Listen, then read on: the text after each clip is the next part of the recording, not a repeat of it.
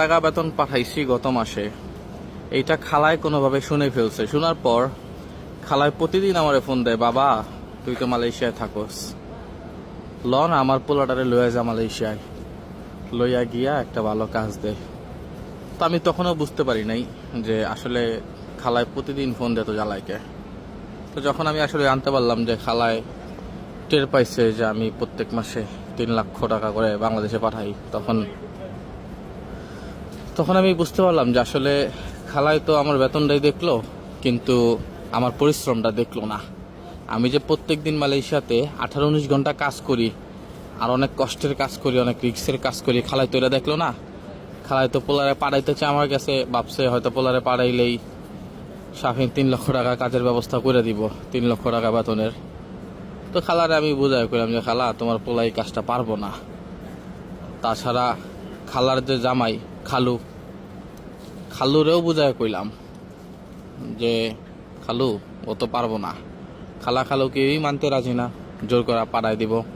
তাই বললাম ঠিক আছে, আপনারা পাঠানোর আগে আমি ওর একটা কাজ দিই, যদি ওই কাজটা করতে পারে ওর আমি খুশি হয়ে 50,000 টাকা দিব।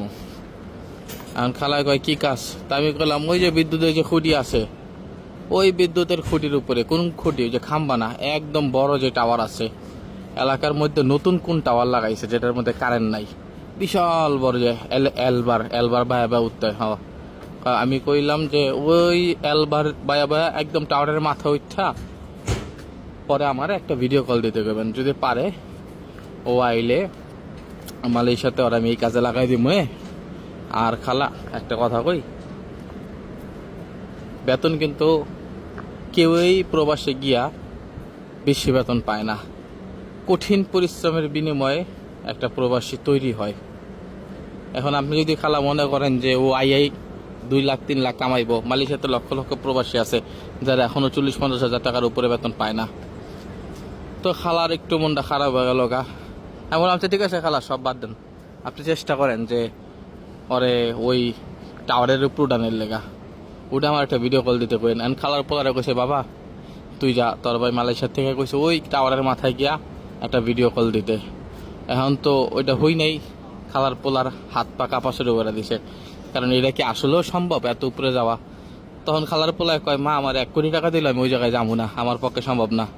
তখন আমি খালারে ফোন দিয়ে কইলাম এই ঘটনা শোনার পরে যে খালা আমি চক্ষু বন্ধ করে প্রতিদিন অল্প করে টাকার লাগে ওই জায়গায় জায়গা, আর আমার খালতো ভাই কইছে 1 কোটি টাকা দিলেও সম্ভব না। তাইলে বুঝেন খালা, সবাই সব জিনিসের জন্য প্রস্তুত না।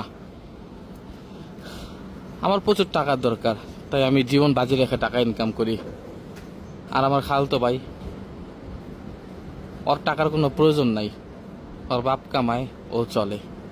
তো খালা সবাই এক পাল্লায় মাইপেন না, এখনো সময় আছে, ওরে পড়ালেখা করান, ভালো একটা কাজ শেখান, জীবনে ভালো কিছু হইব। যদি ডাক্তার হয়, যদি লয়ার হয়, আমাদের চাইতে বেশি টাকা কামাইব খালা।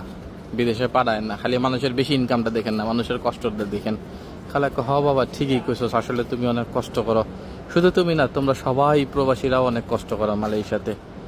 আমি বললাম এইটাই খালা, ভালো থেকেন, আমগুলোকে দোয়া করেন।